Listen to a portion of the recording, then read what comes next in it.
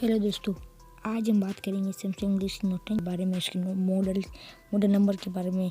Review हो चुकी है, कंफर्म हो चुकी है, वीडियो स्टार्ट करते हैं। और ये 2 हो जाता है, बड़ी नहीं होती, चलिए वीडियो स्टार्ट करते हैं। सैमसंग नई सीरीज़ की आपको पता है 4 Galaxy S10 smartphone back in फरवरी, आपको पता होगा, अलॉन्ग विद फरवरी डिवाइस कॉल्ड गैलेक्सी फोल्ड।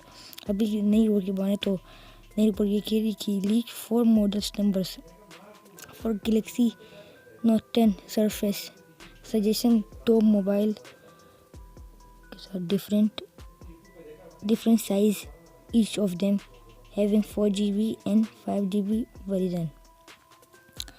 तो दोस्तों, वीडियो मैंने कहा था आपको पहले से कि ज़्यादा लंबी वीडियो नहीं होगी, तो दोस्तों भी आज की वीडियो बस नहीं, सब्सक्राइब लाइक शेयर करना और कमेंट में बताना कि आपको उस फ़ोन के बारे में कैसा लगता है फ़ोन आपको, तो कमेंट में बताना मत भूलना। तब तक के लिए बाय बाय।